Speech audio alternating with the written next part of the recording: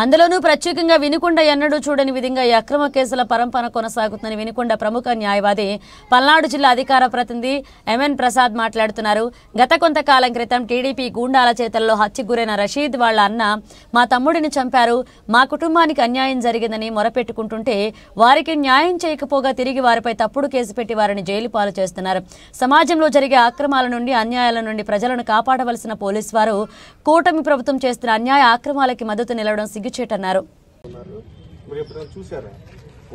అంటే రషీద్ కేసులో ఒక ముద్దాయి అతను అరెస్ట్ చేయలేదు, అతనే కంప్లైంట్ ఇస్తే రషీద్ సోదరుని అరెస్ట్ చేయడం, వాళ్ళని వేధించడం చూసారా? ఇంతవరకు ఎప్పుడు ఇలాంటి సంఘటనలు చూడలేదండి.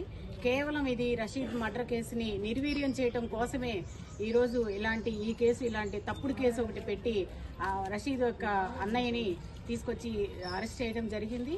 ఎందుకంటే ఇప్పుడు ఒక కేసు రషీద్ మర్డర్ కేసులో ఇతను కూడా ఒక ముద్దాయి, కంప్లైనెంట్, 6వ ముద్దాయి. అతను 24లో ఈ కంప్లైంట్ ఇచ్చాడు. ఛార్జ్ షీట్ లో వచ్చేటప్పటికి అబ్స్కాండెడ్ అని చూపిస్తాడు, అతను దొరకలేదని చెప్తాడు. ఈ కేసులో వచ్చేటప్పటికి ఇతను కంప్లైంట్ ఇస్తే తీసుకుంటాడు, అతన్ని అరెస్ట్ చేయరు. ఇందులో మళ్ళీ వాళ్ళ అన్నయ్యని తీసుకొచ్చి ఇక్కడ ముద్దాయిగా పెట్టారు, 11వ ముద్దాయిగా.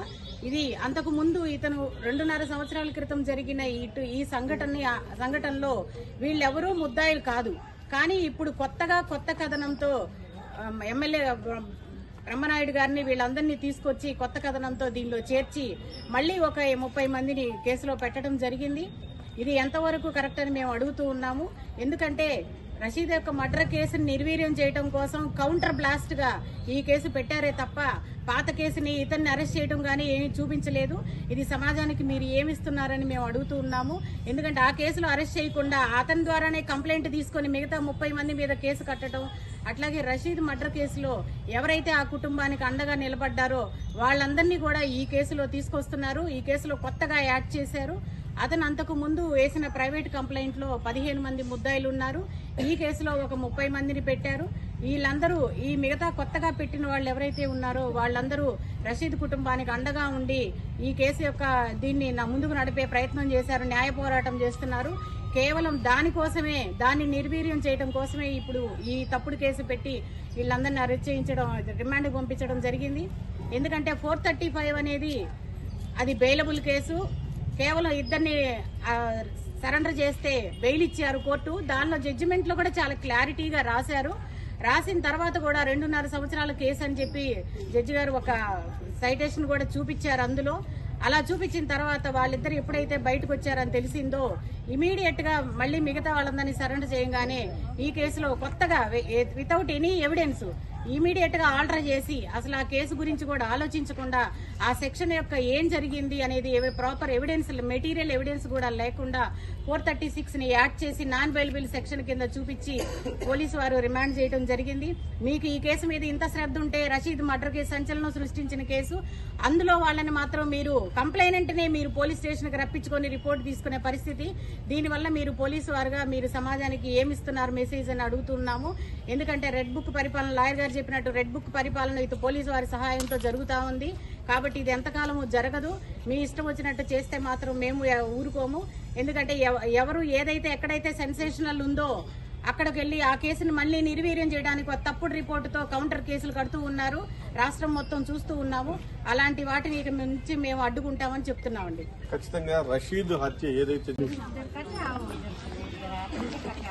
రాష్ట్ర వ్యాప్తంగా సంచలనం సృష్టించిన వినుకొండలో రషీద్ హత్య, రషీద్ ఎవరో ఖచ్చితంగా తెలిసే ఉంటుంది. వైఎస్ఆర్ కాంగ్రెస్ పార్టీలో యాక్టివ్ గా ఉన్న వ్యక్తి, యాక్టివ్ గా ఉన్నాడని కొన్ని నెలల క్రితం రషీద్ ని అత్యంత దారుణంగా హత్య చేయడం జరిగింది తెలుగుదేశం నాయకులు. అయితే ప్రభుత్వం ఒక పథకం ప్రకారం ఈ హత్య కేసును నీరు కారుస్తోంది. పోలీసులు కూడా దీనికి పూర్తిగా సహకరిస్తున్నారు. ఈ కేసులో A1 కు సంబంధించి ఎవరైతే రషీద్ ను హత్య చేశారో ఆ హత్యకు సంబంధించిన A1 మాత్రమే అరెస్ట్ చేశారు. మిగిలిన అన్నదమ్ముల్ని మాత్రం అరెస్ట్ చేయట్లేదు. దాంతో పాటుగా ఇప్పుడు రషీద్ కుటుంబ సభ్యులపైనే తిరిగి కౌంటర్ కేసు పెట్టి జైలుకు పంపిస్తూ ఉన్నారు. అసలు ఈ కేసు ఏంటి, ఏం జరిగిందో మనం అడ్వకేట్ ప్రసాద్ ఉన్నారు. ఏంటి సార్?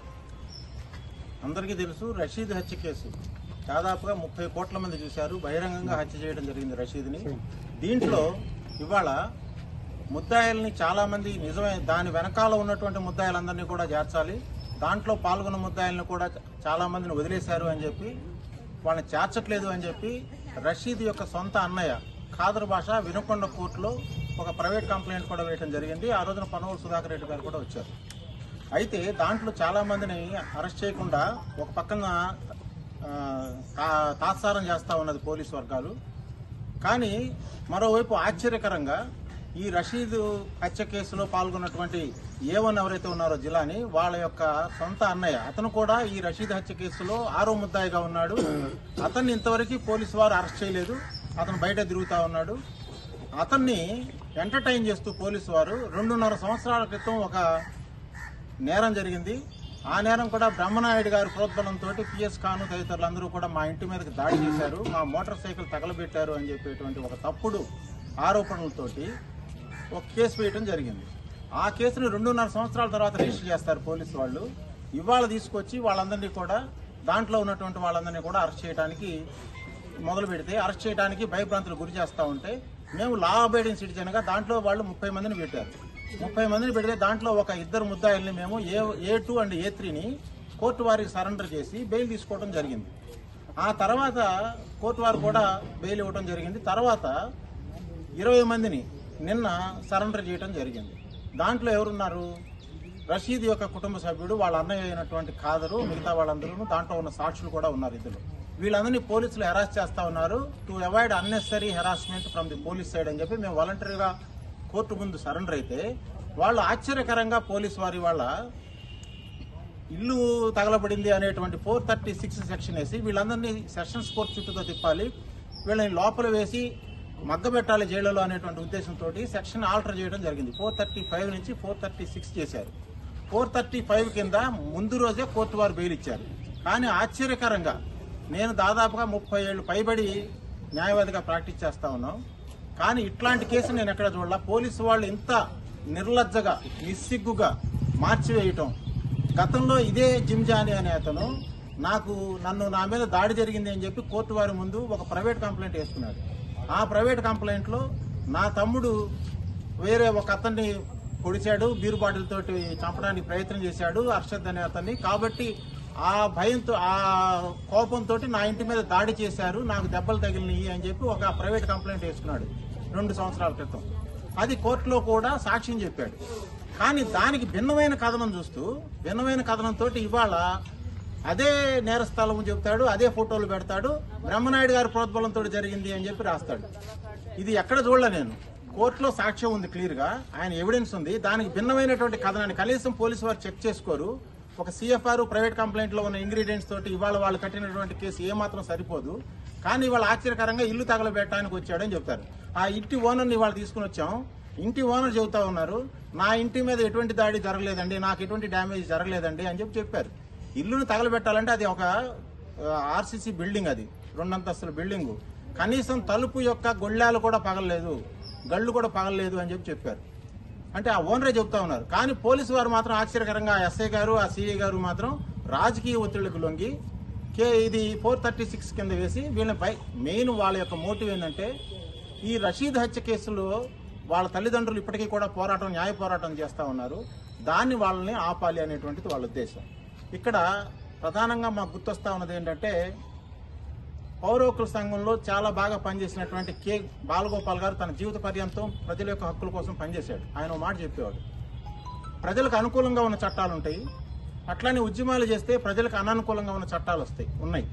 కానీ ఎప్పుడైతే ప్రజలకు అనుకూలంగా వాళ్ళ హక్కుల్ని రక్షించాలి అని చెప్పేటువంటి చట్టాలు ఏవైతే ఉన్నాయో వాటిని అమలు చేయండి అని చెప్పైతే ఎప్పుడైతే మనం ఉద్యమం చేస్తామో, ఆ ప్రజా హక్కులకు సంబంధించిన చట్టాలు అయితే అమల్లోకి రావు. కానీ ప్రజల్ని అణిచివేసే చట్టాలు మాత్రం వెంటనే అమల్లోకి వస్తాయని చెప్పేవాడు ఆయన బతుకున్నప్పుడు చాలా గట్టిగా చెప్పేవాడు ఈ వాదన. ఇవాళ అక్షర సత్యం జరుగుతా ఉన్నది. రషీద్ హత్య కేసులో ఉన్నటువంటి ముద్దాయిలందరినీ అరెస్ట్ చేయండి, నిష్పక్షపాతంగా విచారణ జరిపించండి అని చెప్పి వాళ్ళు న్యాయస్థానం, న్యాయదేవత యొక్క తలుపులు తట్టి చేస్తూ ఉంటే, ఇవాళ పోలీసు వాళ్ళు దాని మీద మాట్లాడకుండా, వాళ్ళ హక్కులు కానీ, వాళ్ళ యొక్క బాధను కానీ, వాళ్ళ గ్రీవెన్స్ కానీ తీసుకోకుండా, దాంట్లో ముద్దాయి అయినటువంటి జిమ్జానీ బాషాని అతన్ని ఎంటర్టైన్ చేస్తూ, అతను అరెస్ట్ చేయకుండా అతని దగ్గర ఒక తప్పుడు ఫిర్యాదు తీసుకుని 2.5 సంవత్సరాల క్రితం జరిగిందన్నట్టుగా తీసుకుని ఇవాళ ఆయన ఆ కేసుని ఎంటర్టైన్ చేస్తూ వీళ్ళని ఇవాళ లోపలికి పంపించాడు. అంటే ఇవాళ వెళ్ళి ఎక్కడున్నాడు ఖాదర్ బాషా? రషీద్ చచ్చిపోయాడు, ఖాదర్ బాషాని తీసుకెళ్లి జైల్లో పెట్టారు. ఏమి న్యాయం జరుగుతా ఉన్నది? వాళ్ళ రాజ్యంలో ఏం జరుగుతా ఉన్నది? ఆ తల్లికి ఏం చెప్పాలి సమాధానం? ఒక కొడుకునేమో నడి రోడ్లో నరికి చంపారు, ఇది చంపడం అన్యాయమయ్యా అని చెప్పి నిర్ణయించినటువంటి రెండో కొడుకునేమో తీసుకెళ్లి లోపల పెట్టారు. ఇవాళ ఏం రాజ్యాంగం నడుస్తా ఉన్నదండి? రెడ్ బుక్ రాజ్యాంగం నడుస్తా ఉన్నదా అని చెప్పి అడుగుతా ఉన్నాం. ఇవాళ అక్కడ ఆంజనేయులు గారిని అడుగుతా ఉన్నాం, అక్కడ ప్రభుత్వాన్ని కూడా అడుగుతా ఉన్నాం. ఈ ప్రభుత్వం చేసేటువంటి దుశ్చర్యలన్నీ ఇంత దారుణంగా ఉన్నాయి. ఇది అంతా కూడా రికార్డ్ అవుతుంది సొసైటీలో. ఇప్పుడే ఈ మధ్య కాలంలోనే వీళ్ళు ఇంత బాధాతప్త హృదయాలతోటి కళ్ళల్లో నీళ్లు కుక్కుని జగన్మోహన్ రెడ్డి గారిని కలిశారు.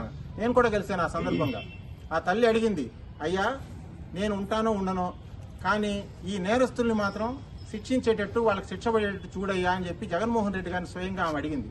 దానికి జగన్మోహన్ రెడ్డి గారు ఒకటే చెప్పాడు,